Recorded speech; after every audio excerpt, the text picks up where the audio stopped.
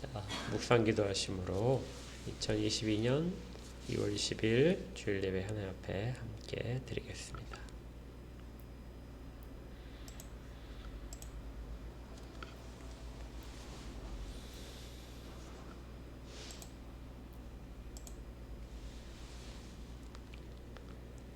성부와 성자와 성령 삼위일체 하나님의 놀라우신 능력과 베풀어 주신 은혜와 지금도 유지하고 계시는 섭리들의 감사와 찬양을 올립니다. 저희들이 주의 언약에 묶여서 주 앞에 나왔사오니 주님 약속하신 대로 저희들에게 그 언약의 은혜들을 흡족하게 내리시고 하나님께서는 홀로 영광 받아 주시옵소서. 예수 그리스도 이름으로 기도합니다. 아멘. 2장 찬양하겠습니다.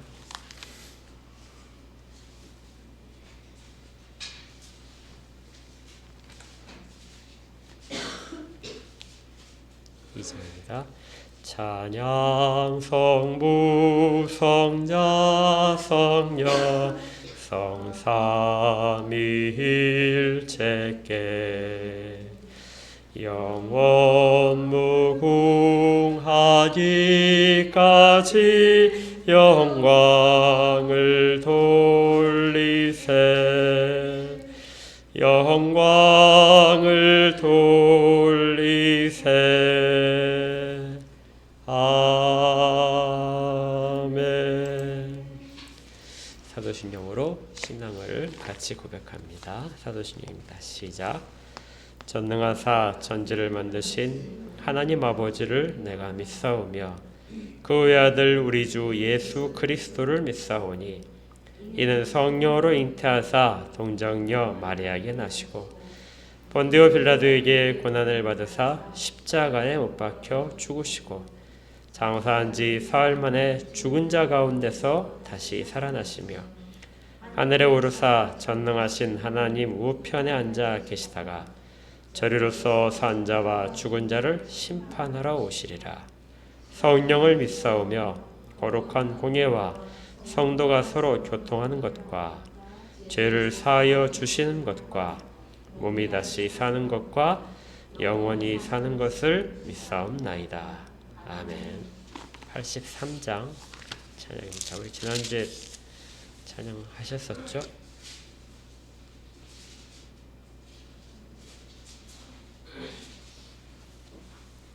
83장입니다.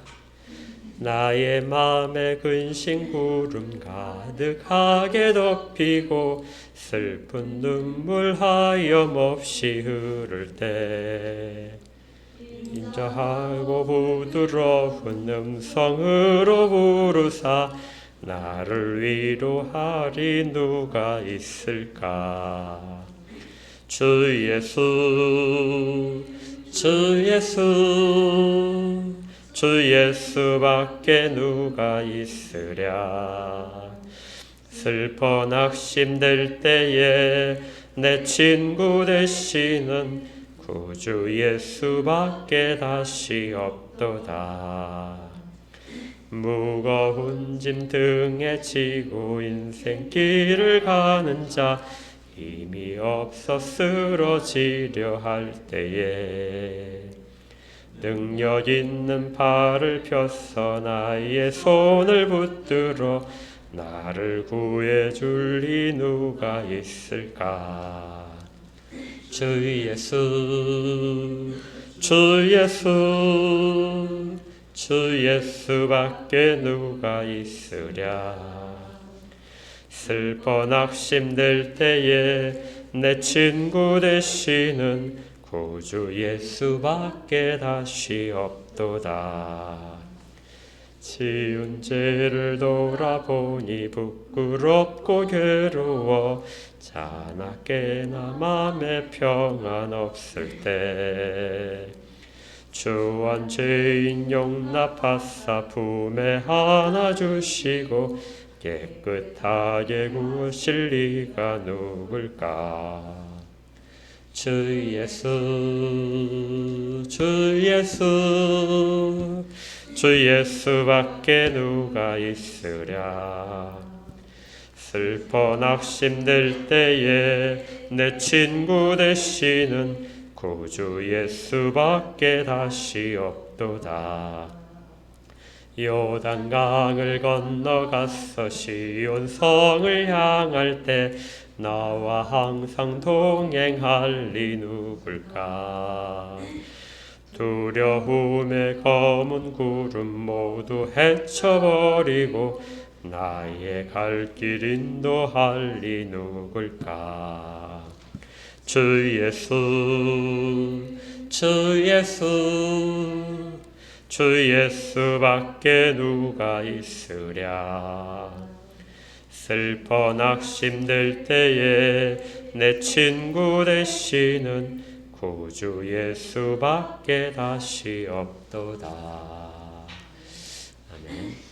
함께 기도하겠습니다. 하나님 아버지, 은혜를 감사드립니다. 저희들에게 주 예수 그리스도를 보내시고 저희들을 대표하여 십자가에 달려 죽게 하시고 그 피로 저희들의 죄를 씻으시며 지금도 저희들의 탄식과 기도 가운데 예수 그리스도를 통하여 응답하고 계심을 감사를 드립니다. 그래서 저희들이 찬양을 드린 것처럼 주 예수밖에 우리에게 다른 것이 없음을 고백하게 하셨사오니 오늘도 그 은혜에 기대어 주 앞에 모인 모든 자들 가운데 큰 은혜를 더하여 주시옵소서. 마음에 필요한 것들로 탄식하는 가운데 있는 영혼들, 가족들을 위하여 기도하는 영혼들, 육체적인 질병으로 인하여 힘들어하면서 주 앞에 구하는 영혼들, 그 모든 기도들을 간구들을 들으시고 주께서 응답하여 주시고 가장 좋은 곳으로 채워 주시옵소서. 건강으로 채워주시고 물질들로 채워주시고 형통함으로 채워주시며 마음의 평안들로 채워주시고 앞길의 열림을 통하여 주님 채워주시기를 구합니다. 또 사람들과의 만남들이 귀한 약속의 만남들이 되게 하셔서 좋은 일들만 일어나는 귀한 일들도 허락하여 주시옵소서. 하지만 이 무엇보다도 주 예수 그리스도에 대한 사랑이 점점 깊어가고 날마다 주님의 뜻을 구하는 일들이 더 많아지고 그리고 주와 함께 걸어가는 시간들이 더 많아지도록 그렇게 저희들을 모두 다 붙드시기를 구합니다. 그리고 그것들을 사모하는 마음들이 다른 어떤 것들을 구하는 것보다 더 큰 만족이 되어 갚아지도록 그렇게 역사하여 주시고 그 일들을 통하여 홀로 영광 받아 주시옵소서. 이 땅에 대선을 앞두고 많은 일들이 있습니다. 혼란도 있고 서로를 비방하는 일도 있고 또 새로운 희망이 생기는 것들도 있습니다. 주께서 이 땅 가운데 정의를 허락하시고 주께서 세우실 만한 자들을 통하여 이 땅에 믿는 자들과 믿지 않는 자들 모두가 정의로운 세상 가운데 있게 인도하여 주옵소서. 그리고 또 일들이 저희들 가운데 더 나은 소망들로 이끌어가게 하시고 또 하나님의 공의를 먼저 찾는 귀한 일들도 있게 하여 주시옵소서. 세상의 전쟁의 소문이 그치지 않고 여러 가지 기후의 변화도 심상치 않은 가운데 있습니다. 이 모든 것들 가운데서 주의 백성들을 지키시고 주의 백성들을 통하여 이 땅의 사람들이 평안과 위로를 받게 인도하시고 이 일들을 위하여 애쓰는 모든 사역자들, 특히 먼 곳에 나가서 주의 복음을 가지고 전하는 사역자들을 지키시고 그들을 능력으로 붙들어 주시옵소서. 오늘도 주의 말씀을 받고자 합니다. 말씀 속에서 저희들이 진리를 다시금 발견케 하시고 저희들의 신앙을 다시 점검케 하시고 하나님 앞에서는 신앙을 다시금 회복하는 귀한 시간 될 수 있도록 그렇게 사용하여 주시옵소서. 전하는 자와 듣는 자들을 다 지키실 것을 구합니다. 예수 그리스도 이름으로 기도합니다. 아멘. 오늘 함께 받으실 하나님의 말씀은 히브리서 7장 18절부터 28절까지의 말씀입니다. 히브리서 7장 18절부터 28절까지의 말씀이요. 좀 길으니까 우리 교독하겠습니다. 제가 18절을 먼저 읽겠습니다. 전에 있던 계명은 연약하고 무익함으로 패하고 율법은 아무것도 온전하게 못할지라. 이에 더 좋은 소망이 생기니 이것으로 우리가 하나님께 가까이 가느니라. 또 예수께서 제사장이 되신 것은 맹세 없이 된 것이 아니니 그들은 맹세 없이 제사장이 되었을 때 오직 예수는 자기에게 말씀하신 이로 말미암아 맹세로 되신 것이라. 주께서 맹세하시고 뉘우치지 아니하시리니 네가 영원히 제사장이라 하셨도다. 이와 같이 예수는 더 좋은 언약의 보증이 되셨느니라. 제사장 된 그들의 수요가 많은 것은 죽음으로 말미암아 항상 잊지 못함이로되 예수는 영원히 계심으로 그 제사장 직분도 갈리지 아니하느니라. 그러므로 자기를 힘입어 하나님께 나아가는 자들은 온전히 구원하실 수 있으니 이는 그가 항상 살아계셔서 그들을 위하여 간구하심이라. 이러한 대제사장은 우리에게 합당하니 거룩하고 악이 없고 더러움이 없고 죄인에게서 떠나 계시고 하늘보다 높이 되시니라. 그는 저 대제사장들이 먼저 자기 죄를 위하고 다음에 백성의 죄를 위하여 날마다 제사 드리는 것과 같이 할 필요가 없으니 이는 그가 단번에 자기를 드려 이루셨음이라. 함께 읽겠습니다. 율법은 약점을 가진 사람들을 제사장으로 세웠거니와 율법 후에 하신 맹세의 말씀은 영원히 온전하게 되신 아들을 세우셨느니라. 아멘.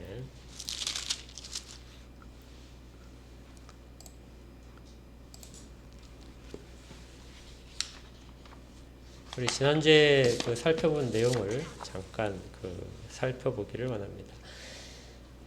오늘은 지난주 내용과 7장의 앞에 부분과 계속 겹치는 부분이 있어서 그 부분을 잠깐 다시 봐야 되는데요. 히브리서는 어떤 긴 설교다 이렇게 생각을 하시면 돼요. 논문이다 뭐 이렇게 보실 수 있고 설교다라는 생각을 할 수 있습니다. 큰 틀은 네 가지로 이루어져 있다고 그랬죠. 기억나실 텐데요. 다시 한번 제가 짚어드리겠습니다.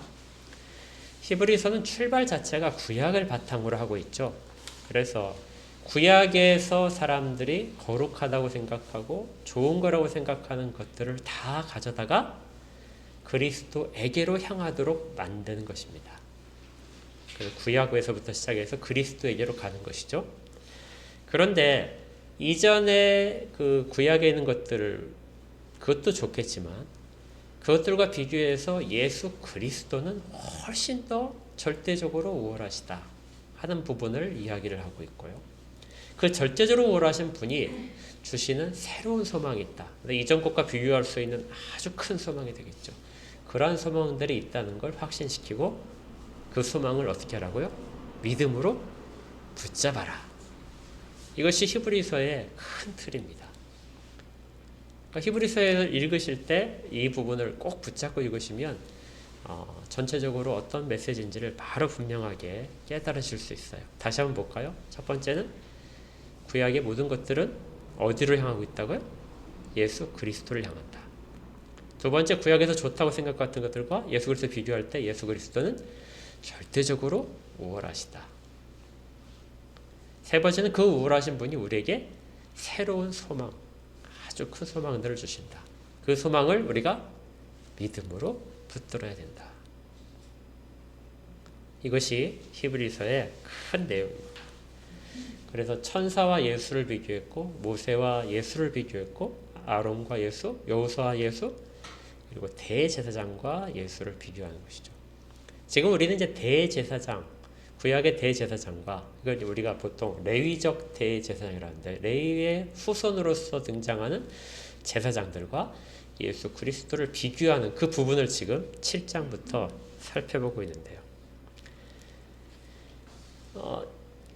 이 구약의 다른 부분하고는 좀 틀리게요. 모세와 예수 그리스도를 비교할 때 중간에 다른 인물을 개입시키진 않았습니다. 왜냐하면 바로 비교할 수 있는 부분들이 그렇게 어렵지 않다는 것이죠. 그런데 대제사장들, 레위 자손으로서의 제사장과 예수 그리스도의 대제사장 되심을 비교할 때는 중간에 멜기세덱이라는 인물을 끼워넣고 있는 것입니다.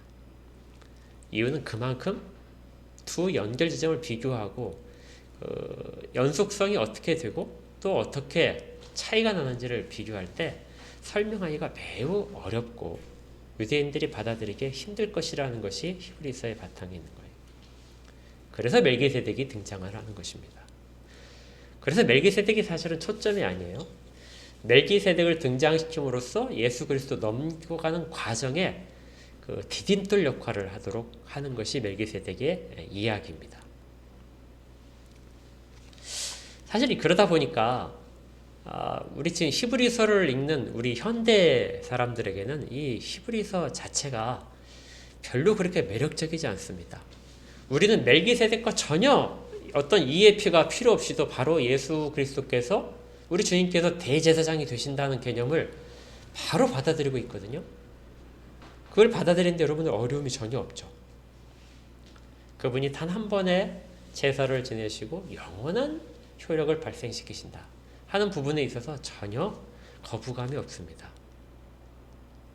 그래서 히브리서 멜기세덱을 아주 강조해서 이야기하는데 그 부분에 있어서 별다른 감흥과 필요성을 느끼지 못하고 있어요. 그래서 히브리서는 대체적으로 11장 아니면 12장만 우리가 귀에 익숙하게 들었던 구절들일 것입니다. 근데 우리만 그런 것이 아니라 종교개혁 당시, 지금부터 500년 전에 종교개혁 당시에도 동일했어요. 그때도 히브리서는 별로 읽을 가치가 있는 그런 성경으로 그렇게 많이 취급되지 않았습니다. 그래서 루터 같은 경우에는 이 히브리서를 뒤쪽으로 보냈어요. 그러니까 뒤쪽으로 보냈다는 것은 우리 여러분들 책 읽으실 때 그 성경도 마찬가지겠지만 책을 읽으실 때 앞에 부분은 많이 읽잖아요. 그렇죠? 예. 그렇죠. 마태복음 이런 복음서는 엄청 많이 읽고 또 창세기 출애굽기까지는 엄청 많이 읽는데 중간에 걸리잖아요. 그렇죠? 레위기부터 다 걸려서 그 다음부터 잘 안 읽는 것이 되는데 신약도 마찬가지입니다. 뒤로 가면 잘 안 읽어요. 그래서 루터가 성경 번역을 해가지고 성경을 다시 편집할 때 이 히브리서와 야고보서를 뒤로 보냈어요. 이건 별로 그렇게 중요하지 않다. 왜냐하면 믿음으로 인한 구원, 이것이 가장 중요한 메시지라고 생각을 했었는데 믿음으로 인한 구원이 히브리서와 야고보서에서는 그렇게 중요하게 취급되지 않는 것 같이 느껴진 것이죠. 그래서 지금 우리 성경책 한번 보실까요? 성경책 히브리서 다음에 바로 나오는 것이 야고보서가 나오죠. 야고보서를 넘기고는 그 다음에 우리 성경 공부하고 있는 베드로 전서와 베드로 후서가 나옵니다. 그리고 요한 서신이 1, 2, 3서까지 나오죠. 이 루터는 히브리서와 야고보서를 요한 서신 뒤에다가 보냈습니다. 요한 3서 뒤로 보냈어요. 그래서 히브리서, 야고보서, 유다서, 계시록 이렇게 된 거죠. 어차피 잘 안 읽으니까 그쪽은 중요성이 떨어지니까 뒤쪽으로 보내고 조금 더 중요성이 있는 것들을 앞쪽으로 가져갔던 것입니다.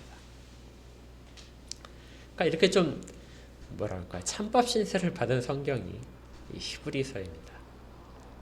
근데 이건 중세 때도 그랬어요. 더 거슬러 올라가면 중세 때도 히브리서는 그렇게 중요하게 생각되지 않았습니다. 멜기세덱 전혀 몰라도 아무 지장이 없어요.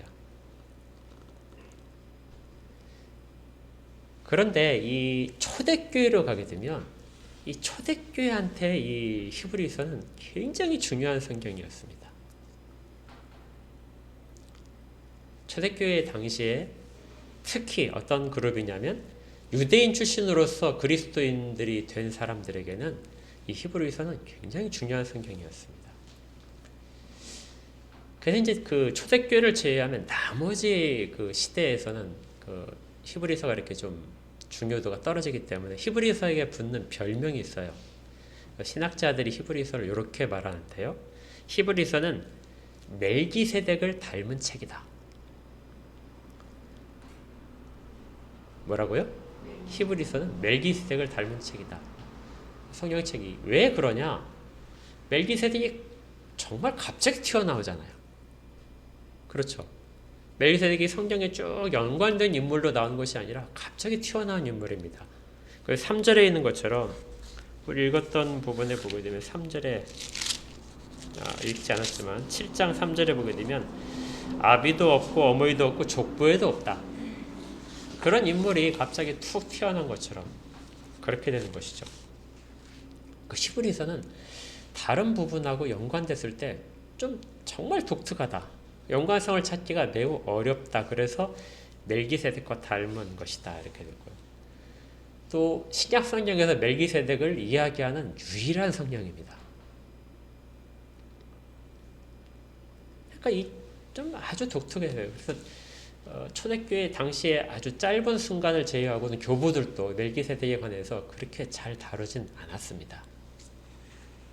왜냐하면 이방인들에게는 그렇게 필요하다고 생각되지 않는 그런 인물이 되기 때문에 그렇죠. 그래서 히브리서도 동일한 취급을 받았던 것입니다. 그런데 이 히브리서가 처음 보내진 이 2000년 전에 그 당시에서는 이게 아주 중요했을 겁니다. 이유는요.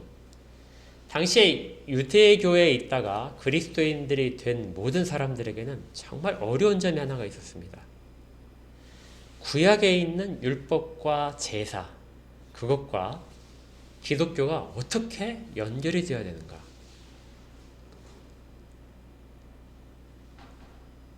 사도행전에 보게 되면 이러한 부분들이 상당히 좀 난점으로 있었던 것들을 살펴볼 수 있어요. 사도행전 15장에 보게 되면 이방인들에게 율법의 어느 부분까지를 적용시키도록 그렇게 해야 되는가 하는 문제가 예루살렘 공유회에서 논의된 적이 있습니다. 기억나시죠? 그래서 이방인들에게 편지를 보내죠. 이방인 교회들에게 편지를 보내서 이런 부분만 지키도록 해라. 그래서 피채 먹지 말라든지 목 졸려서 죽인 짐승은 먹지 말라든지 이런 것들에 대해서 4가지 정도로만 율법의 조항들을 적용시키게 됩니다. 그러니까 율법으로부터 사실은 완전하지 못한 거예요. 그들에게 율법에 대해서 정말 아무 관계없다 말을 하지 못하고 이 정도까지는 지켜야 되지 않겠냐, 율법에 있는 것 중에서 해서 거기까지 이야기를 한 것입니다. 또한 사도 바울도 사도행전 21장에 보게 되면 예루살렘에 이제 도착을 해서 체포되기 직전에 이 부분을 다시 한번 언급한 적이 있고 또 성전에 들어가서 제사를 지내는 장면이 나옵니다. 정결례를 치르고 제사를 지내는 장면이 나오는데요. 이것도 역시 성전에서의 제사를 초대교회 때 완전히 떠나지 못하고 있었다 하는 것들을 보여줍니다. 그렇다면 사도행전에서 수많은 사도들이 그렇게 구약의 제사와 율법을 완전히 벗어나지 못하고 있는데 지금 우리는 그것과 아무 관련이 없다는 것을 아주 당당하게 받아들이잖아요. 사도 바울이 2000년 전에 제사를 지냈대. 그럼 우리도 제사를 지내야 될까? 예루살렘 교회가, 공교회가 이방인 교회들에 대해서 이건 지켜야 된다 했을 때 우리가 지금 그것을 지키지 않고 있는 것이죠. 그렇다면 그 모든 것들의 영향을 끊어낸 것이 무엇이냐? 그것이 바로 히브리서의 역할인 것입니다. 히브리서는 구약의 율법과 제사를 기독교와 완전히 끊어냈습니다. 가장 강한 어조로 이야기를 한 것이죠. 그 모든 것들을 꺼내낼 수 있었던 그 핵심이 뭐냐면 예수 그리스도께서 대제사장이 되셨다. 대제사장이 되셨을 뿐만 아니라 영원하고 온전한 대제사장으로 계신다. 이것이 그 모든 것들을 꺼내낼 수 있는 키워드가 됐습니다. 그리고 그 이후로 우리가 다 그 영향을 벗어났던 것이죠. 그렇지 않다면 우리는 지금 여전히 몇 가지 조항의 율법들을 계속해서 지켜야 되고 제사에 있어서의 모습도 우리가 여전히 부담을 가지고 있어야 될 것입니다. 그 예수 그리스도의 대제사장 되심, 이것이 가장 핵심인데 그 핵심을 설명하기 위해서 등장시켰던 인물이 멜기세덱이었던 것이고요. 그래서 우리가 지난주에 살펴본 것은 이 멜기세덱이 왕이면서 제사장의 신분이었다. 그래서 레위 지파가 아니고 유다 지파인데 어떻게 왕족이면서 제사장이 될 수 있느냐 하는 질문에 대해서 멜기세덱이 예수 그리스도께서 그것이 가능한 것에 대한 근거를 제공을 했었습니다. 그리고 또 다른 것이 지난주에 있었다면 아주 유명한 사실은 3단 논법인데요. 이렇게 되는 논법입니다. 그리스도는 멜기세덱의 반차를 따르는 제사장이다. 그런데 멜기세덱의 반차를 따르는 제사장은 레위의 반차를 따르는 제사장보다 훨씬 우월하다. 그렇죠. 아브라함도 11조를 바치고 그로부터 축복을 받았으니까. 그렇다면 예수 그리스도는 레위의 반차를 따르는 제사장보다도 훨씬 더 우월하신 분이다. 그러니까 가장 간단한 3단 논법을 이 히브리서에서 7장에서 우리 지난주에 살펴볼 수 있었습니다. 자, 오늘은 이제 그 나머지 부분, 멜기세덱을 등장시킨 또 다른 이유 하나를 살펴볼 텐데 그것이 바로 영원한 대제사장에 대한 개념입니다. 이것이 7장 3절의 내용에서 시작을 하는 거죠. 7장 3절을 다시 한번 보십시오. 멜기세덱은 그냥 단순히 그 아브라함을 축복한 훨씬 더 우월한 제사장이 아니라 또 다른 의미를 가지고 있는데요. 7장 3절을 같이 읽겠습니다. 시작. 아버지도 없고 어머니도 없고 족보도 없고 시작하는 날도 없고 생명의 끝도 없이 하나님의 아들의 나 닮아서 항상 제사장으로 있느니라. 아멘. 아버지도 없고 어머니도 없고 족보도 없다. 자, 이 말은 아브라함의 후손이 아니라는 말입니다. 그러니까 정말 갑자기 튀어나온 인물이라는 것이죠. 그래서 이스라엘의 어떤 혈통적인 것으로 따질 수 있는 분이 아니다. 그가 만약에 제사장으로 세워진 것을 인정한다면, 성경에 기록된 것을 받으러 인정한다면 레위 자손 말고도 또 다른 제사장이 얼마든지 가능한 것이 있다는 것이죠. 이것들을 통해서 항상 제사장으로 있는 예수 그리스도, 제사장을 설명하려고 합니다. 사실 이 유대인들을 보게 되면 그 가문의 전통을 굉장히 중요하게 여겨요. 우리 아까 사사기도 읽었지만 사사기 보면은 뭐 그나스의 아들 온니엘 이런 식으로 나오잖아요. 누구누구의 아들이라는 것이 굉장히 중요합니다. 족보가. 그래서 족보를 계속해서 따지게 되죠. 그렇게 따진 이유 중에 하나가 거룩성 때문입니다. 구약을 열심히 연구한 학자 중에 구약 시대의 이스라엘 백성들에게는 거룩의 단계에 따라서 등급이 있었다. 그래서 이 사람이 뭐 랍비들의 문헌들이나 이런 것들을 다 연구를 해서 찾아보니까 14단계가 있었다. 이렇게 써낸 것이 있습니다. 굉장히 좀 많이 이용했는데 거기에 대해서 물론 반론도 있지만 이스라엘은 거룩성에 있어서 14단계 그룹이 있었다는 거예요. 전체 세상에 대해서 그렇습니다. 자, 그러면 어떤 그룹이 가장 거룩한 그룹일까요? 예, 제사장 그룹이죠. 제사장 그룹이 가장 거룩합니다. 그 중에서도 대제사장이 있겠지만 대제사장은 제사장 그룹에 포함되어 있으니까 제사장 그룹이 가장 거룩합니다. 자, 두 번째, 그 다음엔 누가 거룩할까요? 예, 레위지파입니다. 레위지파가 그 다음에 거룩합니다. 그 다음은 일반 유대인들인데 유대인들을 등급이 엄청나게 많습니다. 유대인들을 세분했어요. 그래서 유대인 중에 가장 거룩한 그룹은 제사장과 레위인을 빼고 나면 일반 유대인은 부모가 모두 유대인일 경우에 부모가 모두 유대인이라면 그 자식들이 가장 거룩한 보통의 유대인입니다. 자, 그 다음 네 번째가 이제 좀 색다른데요. 네 번째는 누구일까요? 예? 근데 그것도 한참 밑에예요. 그 다음에 거룩한 그룹은 제사장이 첩을 두어서 낳은 첩의 아들입니다. 그러니까 제사장이 거룩하기 때문에 제사장 그룹에 속하진 못하지만 첩의 아들이 그 다음에 들어가죠. 그러면 이제 그 다음은 또 바로 알 수 있겠죠. 뭐가 있을까요? 레위인 지파 사람들이 첩을 얻어서 나온 아들, 자녀들입니다. 그 다음에 이제 유대인 중에서 한 사람만, 부모 중에 한 사람은 유대인 경우에 자식이 되죠. 이렇게 해서 쭉 나오는데요. 그 다음에 이제 그 장애인도 나오고, 그 다음에 고자도 나오고, 이렇게 됩니다. 제일 마지막 14번째 등급 누굴까요? 예, 이방인입니다. 이방인이 제일 밑에 있는 그룹이에요. 그러니까 이렇게 사실 그래서 우리가 그 성경 읽을 때 이방인에 대해서 얼마나 그들이 복음을 전하기가 힘들었을지를 얼마든지 상상을 할 수 있어요.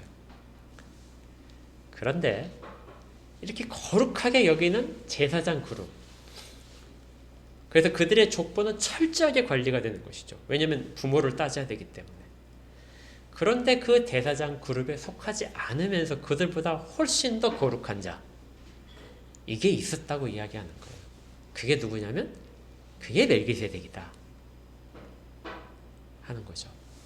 그러니까 멜기세덱은 이 당시 한순간에 잠깐 나타나는데 그가 모든 자들보다 훨씬 더 거룩한 자였다는 것입니다.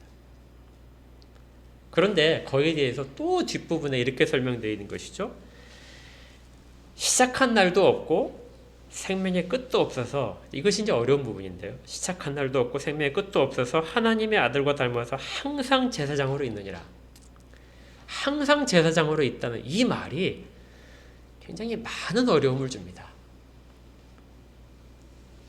그렇다면 멜기세덱은 영원히 사는 인물인가?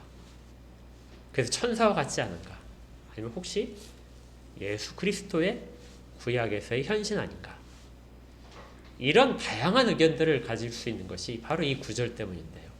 이 구절은 사실은 시작한 날도 없고 생명의 끝도 없다는 말은 항상 있다는 말을 수식하기 위해서 강조된 말입니다. 그러니까 그는 항상 있었다.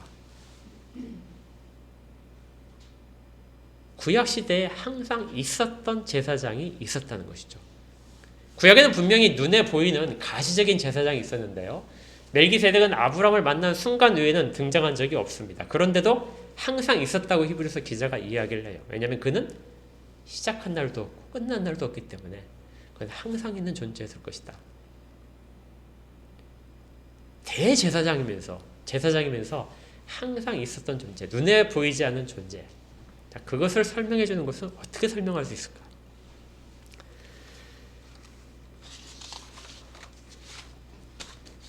이스라엘 백성들 가운데는 대제사장을 통해서 드리는 제사가 굉장히 큰 의미가 있었겠지만 성경은 근데 그것보다 훨씬 더 중요한 제사를 계속해서 언급하고 있었습니다.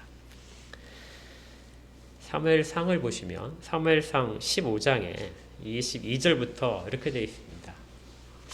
찾아보실까요? 그럼? 네, 사무엘상입니다.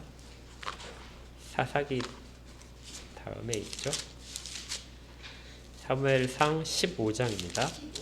네, 제 성경으로 432쪽에 있는데요.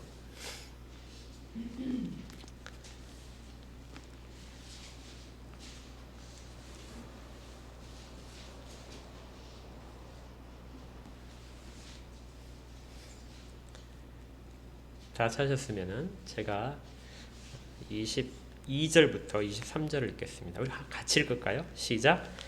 사무엘이 이르되 여호와께서 번제와 다른 제사를 그의 목소리를 청종하는 것을 좋아하신 같이 좋아하시겠나이까. 순종이 제사보다 낫고 듣는 것이 숫 양의 기름보다 나으니 이는 거역하는 것은 점치는 죄와 같고 완고한 것은 사신 우상에게 절하는 죄와 같음이라. 왕이 여호와의 말씀을 버렸으므로 여호와께서도 왕을 버려 왕이 되지 못하게 하셨나이다 하니. 아주 유명한 구절인데요. 레위 지파의 제사장들이 항상 하나님 앞에서 가장 좋은 것들로, 온전한 것들로 제사를 드리고 있었습니다. 그래서 이 사울이 하나님으로부터 아말렉을 진멸하라. 이 진멸이라는 말은 여리고를 점령할 때처럼 아무것도 남기지 말아라 하는 명령이에요. 그런데 이 아말렉을 진멸하라는 명령을 받고 나서 사울이 전투를 해서 이겼는데 그 이긴 상태에서 아말렉 왕을 살려줍니다. 죽이지 않고 살리고요. 그 다음에 많은 소와 양들을 다 그대로 살려서 취했습니다.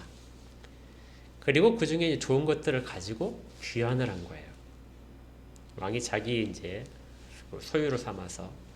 이때 사무엘이 와서 이 광경을 보았습니다. 그래서 물어본 거예요. 어떻게 이 아말렉을 다 진멸하려고 하는데 이렇게 살려오고 또 짐승들을 데려왔습니까? 하고 이제 할 때 사울이 변명하기를 21절 보시면 다만 백성이 그 마땅히 멸할 것 중에서 가장 좋은 곳으로 길갈에서 당신의 하나님 여호와께 제사하려고 양과 소를 끌어왔나이다. 가장 좋은 것들을 가지고 하나님 앞에 제사를 지내려고 그렇게 가져왔습니다 하고 이야기했다는 거예요. 죽이려니까 너무 아까웠다는 것이죠. 그러자 사무엘이 유명한 말을 이렇게 한 것이죠. 여호와께서 번제와 다른 제사를 받기를 기뻐하신다고 생각합니까? 그의 목소리, 하나님의 목소리를 청종하는 것, 듣고 따르는 것을 훨씬 더 좋아한다는 것을 모릅니까? 그러니까 어떤 제사보다도 더 하나님을 기쁘시게 하는 것이 있다면 그것이 뭐라고요? 하나님의 말씀을 듣고 따르는 것이라는 것입니다. 그것이 어떤 모든 제사보다도 훨씬 더 중요한 제사입니다. 순종이 제사보다 낫고 듣는 것이 순양의 기름보다 낫다. 그러니까 여기에서도 구약 시대에 있었던 제사보다 우월한 것들이 등장을 하고 있는 거죠. 어떤 거룩한 제사장이 드리다 할지라도 그것보다 훨씬 우월한 제사가 있다는 것입니다. 그것은 순양의 기름으로 드리는 것이 아니고 어떤 기름진 짐승으로 잡아서 드린 것이 아니고 순종 그리고 듣는 것이라는 것입니다. 23절에 보니까 이렇게 돼 있어요. 이는 거역하는 것은 점을 치는 것과 같다. 우리 점 친다는 것은 굉장히 큰 죄잖아요. 그 큰 죄를 해서 구약시대에 어떻게 하냐면 죽이라고 되어 있습니다. 그런데 그 점 치는 것과 뭐가 똑같다고요? 하나님 말씀을 듣고도 거역하는 것과 똑같다. 또 완고한 거, 말씀을 들으려고 하지 않는 거, 그런 자를 피하고 말씀을 들으면 막 짜증을 내고 그런 것들, 열심을 내지 않는 이런 완고한 것들은 무엇을 똑같냐면 우상을 섬기는 것과 똑같다. 그러니까 우상에게 절하고 우상을 섬기면 그것도 역시 가장 큰 계명을 어기는 것인데 하나님의 말씀을 듣고 따르지 않는 것과 동일하게 그러한 것들이 있다. 그러니 눈에 보이는 아무리 좋은 제사를 드린다 할지라도 하나님께 대한 순종이 따르지 않는다면 하나님이 전혀 받지 않으시는 것이죠. 그렇다면 왕을 패하는 것처럼 이스라엘도 패해질 것입니다. 그런데 이스라엘 역사는 계속해서 지탱이 되고 있었던 것이죠. 그래서 히브리서 지금 기자가 이야기하는 것이 그거입니다. 눈에 보이는 그 제사로 이스라엘이 지탱되는 것이 아니다. 누군가가 순종의 제사를 드리고 하나님 앞에서의 완고한 마음을 버리고 겸손으로 서는 자가 늘 있어 왔다. 그게 누구라고요? 그게 멜기세덱의 의미입니다. 그는 항상 있는 자다. 그래서 구약의 백성들은 눈에 보이는 제사가 자기들을 지탱해 준다고 생각을 하고 그것들이 자기의 죄를 씻고 생각한다고 하나님과의 화해를 일으킨다고 생각을 하지만 실제적으로 그런 것들을 일으키는 것은 누군가의 순종 때문이라는 것이고요. 그 순종의 제사를 드리는 보이지 않는 인물들이 바로 멜기세덱이라는 것을 이야기하는 것입니다. 그래서 이들이 항상 있었다는 거예요.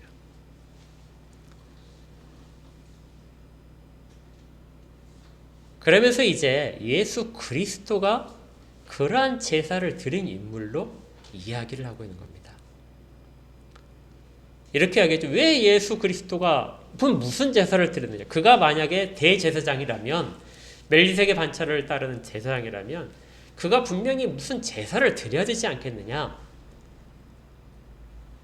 그런데 예수 그리스도는 성전에 들어가서 제사를 집례한 적이 없다.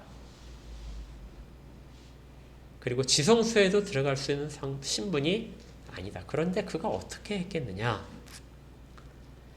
거기에 대해서 예수 그리스도는 자기를 제물로 하여 자기의 피를 모든 사람을 위하여 뿌렸다 하는 것이죠. 그가 죽기까지 순종함으로 그 순종이 제사가 되어서 하나님 앞에서 받아들임이 되었다 하는 것입니다. 그러니까 멜기세덱이 항상 있었던 그 제사가 이제 표면적으로 사람들 앞에 가장 극적으로 모든 것들을 완성시킨 상태로 보이는 것이 예수 그리스도의 십자가에서 죽으십니다. 그리고 그분이 부활하셔서 하나님 우편에 앉으실 때, 그때 하나님이 시편 110편 4절에 있는 것처럼 맹세하여 이르실 때 너는 멜기세덱의 반차를 따른 영원한 제사장이다 하고 선언을 하셨다는 거죠. 이것이 멜기세덱으로부터 예수 그리스도로 넘어가는 것입니다. 그래서 예수 그리스도는 구약에 있는 어떤 제사장들보다도 훨씬 우월하신 분입니다. 또한 이 영원성은 구약에는 제사장들이 한계점을 갖고 있는 것들에 대한 초월이죠. 구약의 제사장들은 어떠냐면 짐승을 잡아서 사람들의 죄를 대신해야 됐습니다. 여러분들이 만약 이렇게 생각하시면 돼요. 정말 하나님이 될 수는 없지만 여러분들이 그냥 상식적으로 생각해 보십시오. 여러분들의 생명이 있습니다. 그러니까 저울에 놓고 한쪽에 여러분들의 생명을 올려놨어요. 그리고 다른 쪽에는 무엇을 올려놔야 이 생명의 저울을 수평으로 만들 수 있을까요?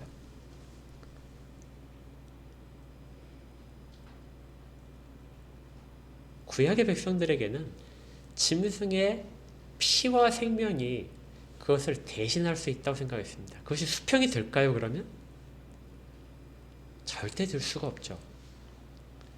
그래서 정말 일시적이고 그렇게 가능하도록 한 것은 하나님의 은혜뿐이었습니다. 그렇더라도 정말 일시적이죠.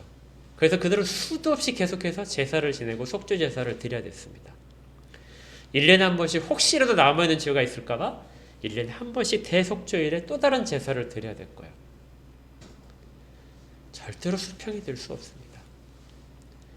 그러니까 구약의 제사가 아무리 잘 드려지고 많은 제물을 죽인다 할지라도 반복된다 할지라도 온전한 제사를 드릴 수 없는 것이죠. 구약의 제사장들 또한 온전한 존재가 아닙니다. 그래서 자기들도 자기들의 죄를 위하여 대속의 제사를, 속죄의 제사를 계속해서 드려야 됐던 것이고요.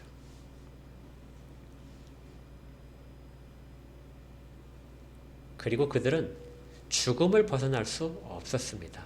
죽음은 죄 때문에 찾아온 것인데 대제사장이 죄 때문에 죽는다 하는 것은 그것이 효력이 사라진다는 의미죠.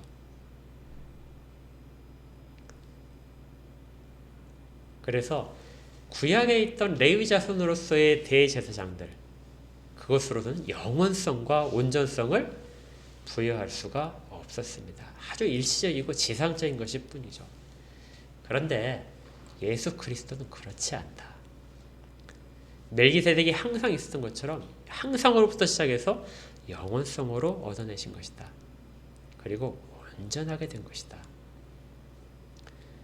8장부터는 이 내용이 아주 자세하게 다시 등장합니다.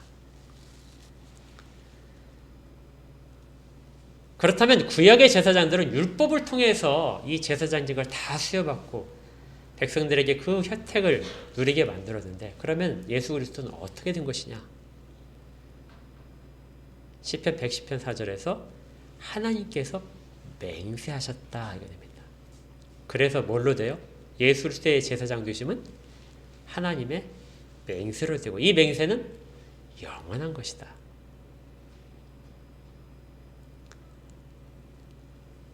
그래서 이제 나오는 것이 정말 중요한 또 다른 부분인데요. 율법이 더 이상 사람들에게 유효하지 않다는 것입니다. 구약의 제사장들은 율법을 통해서 임명을 받고 율법이 규정하는 대로 그 정결 예식을 통하여 사람들의 죄를 씻는 작업들을 했는데 율법에 의하지 않는, 율법에 근거하지 않는 대제사장이 세워져서 그가 단 한 번의 제사로 모든 죄를 다 씻고 사람들에게 영원히 효력 있는 제사를 드리시고 계시다. 그렇다면 율법이라는 것이 무슨 소용이 있느냐? 그래서 율법이 폐해졌다고 나오게 되는 것입니다. 이걸 상징적으로 이야기해 주는 것이 예수님께서 십자가에 달려 죽으실 때 성소 안에 있는, 성막 안에 있는 그 지성소를 가리고 있는 휘장이 찢어지는 장면이 있죠. 그 찢어지는 장면은 이제 구약의 율법에 따른 모든 제사가 그리고 대제사장들의 권한들이 사라졌다는 것입니다. 더 이상 유효하지 않다.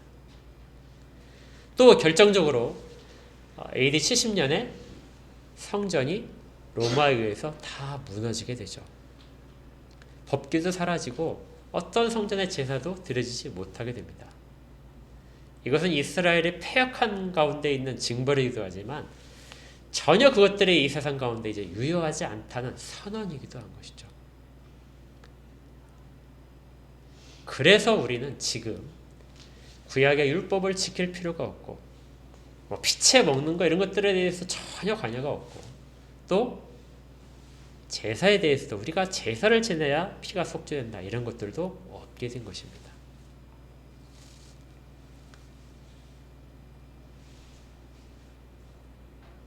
1세기에 2000년 전에 유대인들은 이 이야기를 들었을 때 매우 당황했을 거예요. 그렇다면 율법도 없고 대제사장도 필요가 없다면 우리의 죄는 누가 씻지? 한 번 씻으셨다고 해서 우리가 그 다음에 내일 가서 죄를 범하면 그 죄는 어떻게 씻기지?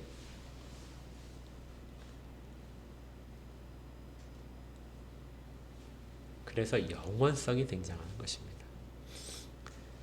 예수 그리스도는 영원히 우리들을 위한 제사장이다. 사실 제사장에게 필요한 가장 중요한 요소가 있다면 그것이 바로 온전함입니다.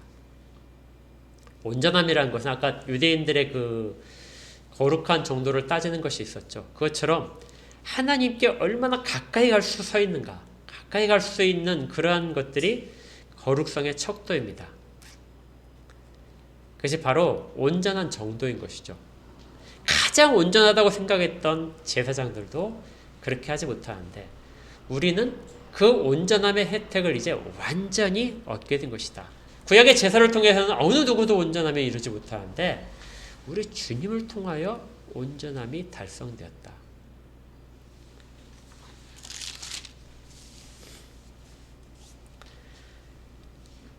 그래서 25절을 보십시오. 히브리서 7장 25절. 25절부터 28절이 매우 중요한 결론에 해당하는데요. 그러므로 자기를 힘입어 하나님께 나아가는 자들을 온전히 어떻게 하실 수 있다고요? 구원하실 수 있다. 이 온전이란 말이 왜 그렇게 중요하게 히브리서에서 자꾸 반복되는가? 왜 강조되는가? 어느 누구도 구약적인 것으로는 온전함에 이르지 못하는데 오직 예수 그리스도를 통해서만 그를 힘입어서만 온전함에 다다를 수 있다는 것입니다. 그리고 온전함이 필요한 이유는 하나님께 나아가기 위함이죠. 우리가 어떤 것들이 이 땅 가운데서 많이 얻어내고 또 그렇게 달성하는 것이 그것이 우리 주님의 목적이 아니고요. 우리 주님은 하나님 앞에 모든 자들이 다 나아가도록 정말 어떤 거리감 없이 하나님 앞에 친밀하게 나아가도록 그렇게 근접하도록 그렇게 하시는 역할들을 하시는 것이고 그것이 바로 제사장의 역할이라는 것입니다.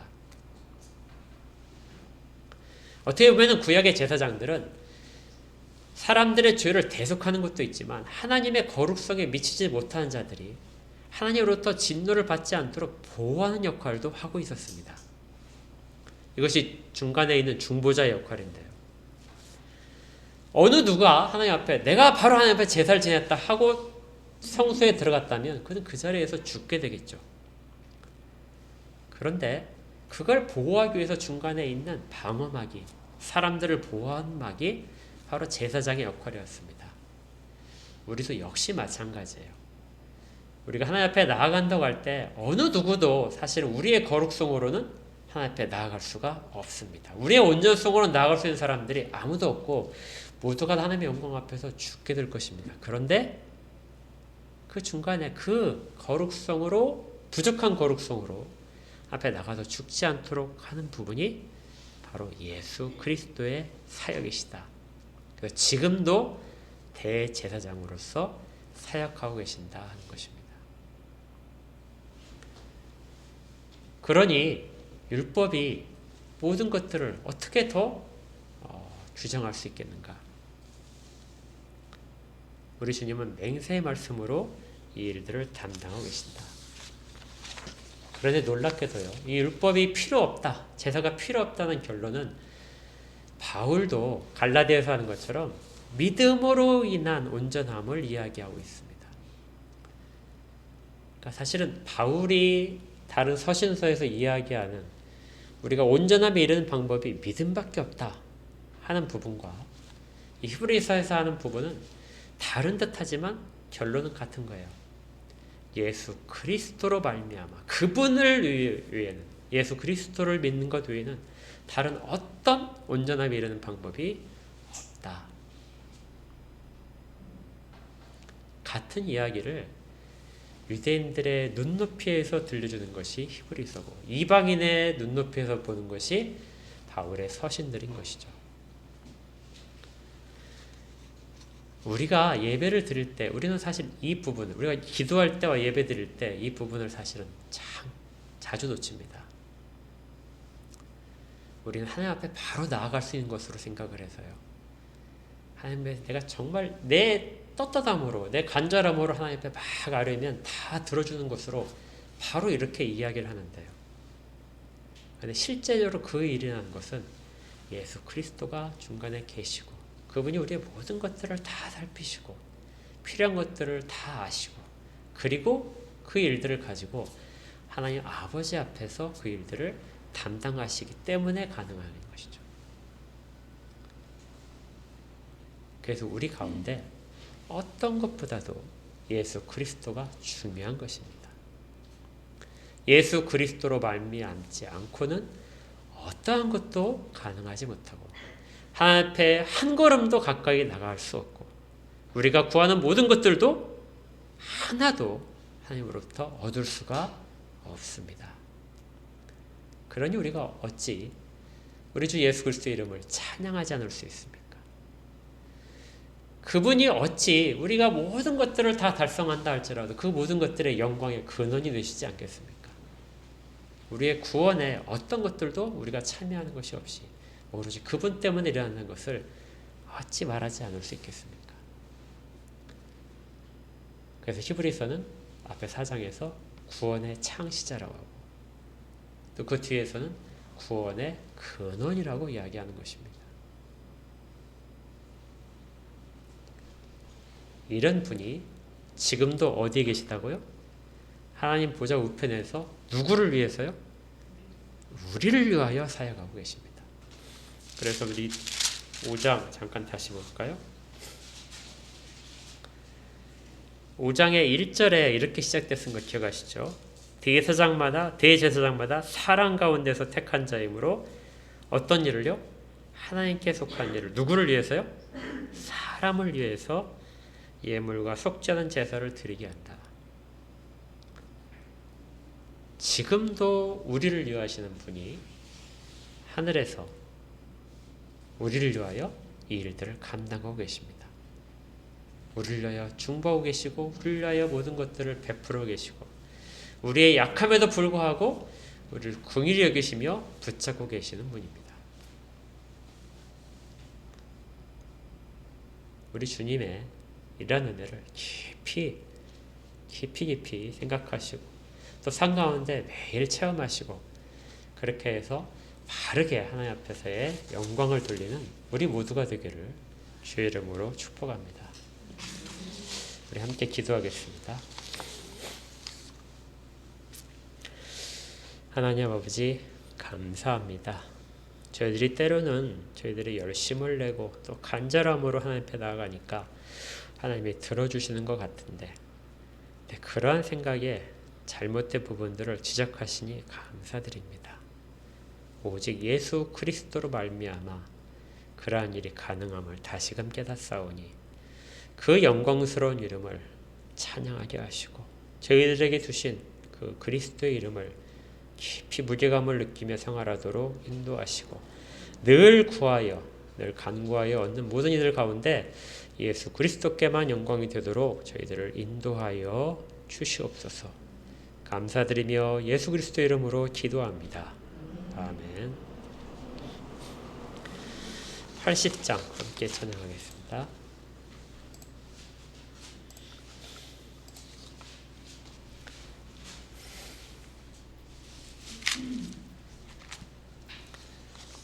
(80장입니다) 천지에 있는 이름 중 귀하고 높은 이름 주 나시기 전 지으신 구주의 이름 예수 주 앞에 내가 엎드려 그 이름 찬송함은